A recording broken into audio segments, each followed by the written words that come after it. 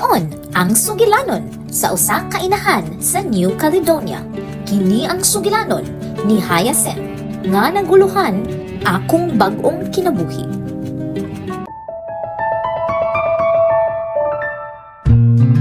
Ma, pwede ba ta mo balik ugma? Nangutana ang among duha ka pinakagamay nga anak nga may dako nga pahiyom. Mao kadto ang among unang pagapil sa usa ka Adventist nga meeting.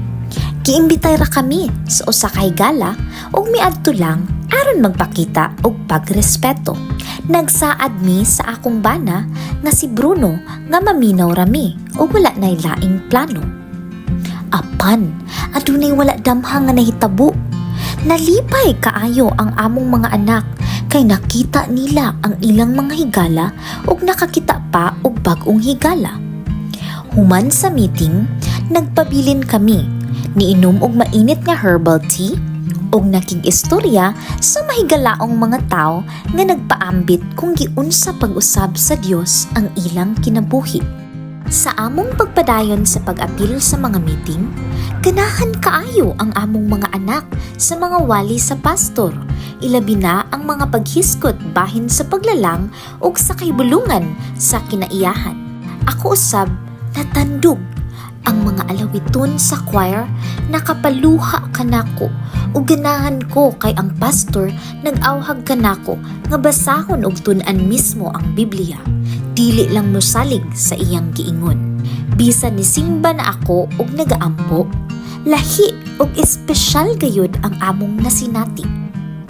Usa ka adlaw sa ikaduhang semana, nangutana ang pastor kung kinsa ang gusto magbabautismo. Nakurat mi sa dihang miingon ang among anak nga gusto siya magpabautismo. Samtang ako naguna-una pa, ang batan-ong kasing-kasing sa among anak andam na sa pag-ila sa Dios. Nagtukmod usab ang Dios sa akong kasing-kasing, bisan gibati nako nga dili pa ko angay. Ni atong gabi una, nag-ampo ko nga nag-inusara ug mihilak. Hangtod mi bati ko og kalinaw ug nasayod nga andam nako. Pagkasunod buntag, nagdala ko og puti nga bestida ug tuwalya ug miadto sa meeting uban sa among mga anak. Sa dihang gitawag ang mga magpabautismo, mitindog ko ug milakaw padulong sa unahan nga naghilak.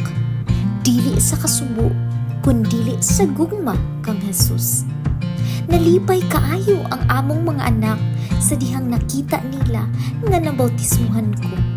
Sa layo, samtang naa sa dagat, ang akong bana adunay nabati ug miingon, "Nabautismuhan na ang inyong mama."